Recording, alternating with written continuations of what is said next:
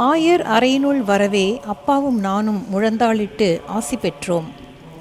அதன்பின் நாங்கள் அமருமாறு கட்டளையிட்டார் பேரருள் ஆண்டவர் அவர்கள். நான் நடுவிலுள்ள நாற்காலியில் அமர வேண்டுமென்று மறைதிரு ரெவரோனி சுவாமிகள் கூறவே நான் மரியாதையாக சாக்கு போக்குகள் சொன்னேன். கீழ்ப்படிதல் எப்படியென்று காட்டுமாறு சொல்லி அவர் வற்புறுத்தினார். எனவே நான் மேலும் பேசாமல் கீழ்ப்படிந்தேன். நான் ஒரு பெரிய நாற்காலியில் புதைந்திருக்க அவர் ஒரு சாதாரண இருக்கையில் அமர்வதை பார்க்க மனம் தாழவில்லை. என் நாற்காலியில் என்னை போன்ற 4 குழந்தைகள் மிக சொகுசாக அமரலாம். ஆனால் நான் அமைதியற்றவளாகவே அமர்ந்திருந்தேன். அப்பா பேசுவார் என்று நான் எதிர்பார்த்தேன். ஆனால் அவர் மௌனம் சாதித்து நானே என் விருப்பத்தை விளக்குமாறு செய்தார். என்னால் இயன்ற அளவு சொல் வன்மையுடன் என் வேண்டுகோளை தெரிவித்தேன். கர்மேல் சபை தலைவரின் ஒரே ஒரு சொல் நான் கூறிய விளக்கங்கள் அனைத்திற்கும் மிக்க வல்லமை வாய்ந்ததென்று எனக்கு தெரியும்.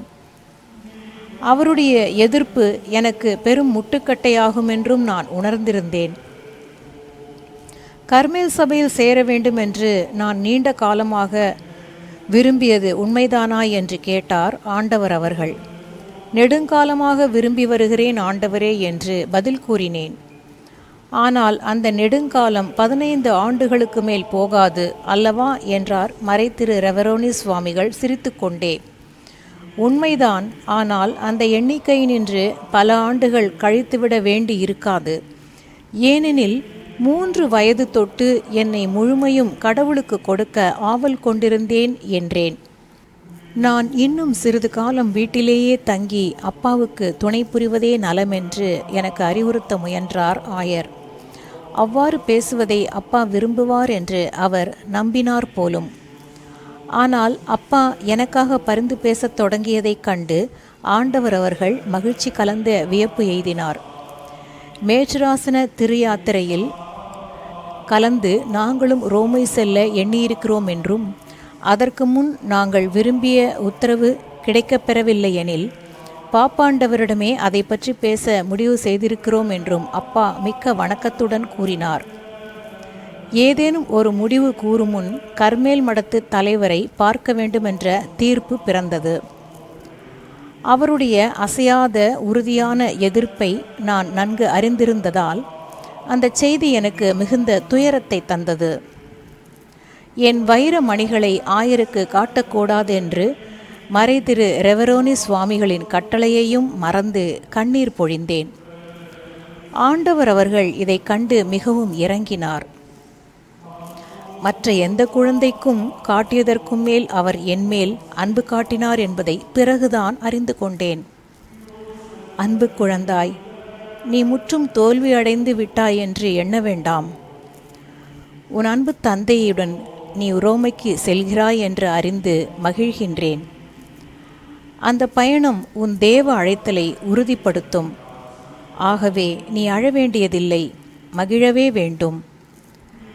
அடுத்த வாரம் நான் லிசியே செல்வேன். அப்பொழுது மடத்து தலைவரிடம் உன்னை பற்றி சொல்கின்றேன். நீ இத்தாலியில் இருக்கும் பொழுது என் பதில் உனக்கு கண்டிப்பாக கிடைக்கும் என்றார் ஆண்டவர் அவர்கள். பின்பு ஆயர் எங்களுடன் தோட்டம் வரை வந்தார். நான் இன்னும் சிறு பிள்ளை அல்லவென்று காட்டும் பொருட்டு அன்று காலையில் முதன்முறையாக நான் என் கூந்தலை தூக்கி முடிந்திருந்ததை பற்றி அப்பா கூறியதை கேட்டு ஆயர் பேருவகை அடைந்தார். அந்த நிகழ்ச்சியை அப்பா இன்னும் மறக்கவில்லை. இன்றும் அவர் தம் சிறிய மகளை பற்றி பேசும் பொழுதெல்லாம் அவளுடைய அந்த கூந்தலை பற்றி குறிப்பிடுவார். அந்த நிகழ்ச்சியை அன்று வெளிப்படுத்தி இருத்தல் கூடாதென்பது என் கருத்தென்று ஒப்புக்கொள்கிறேன்.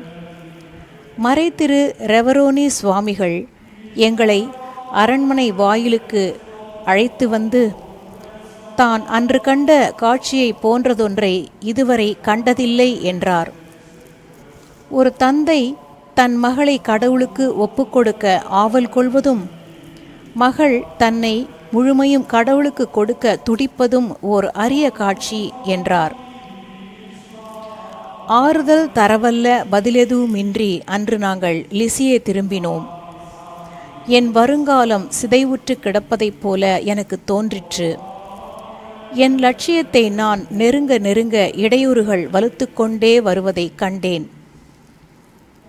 ஆனால் அக்காலமெல்லாம் என் உள்ளத்தின் ஆழத்தில் சொல்லொண்ணாத அமைதி பரவியிருந்தது.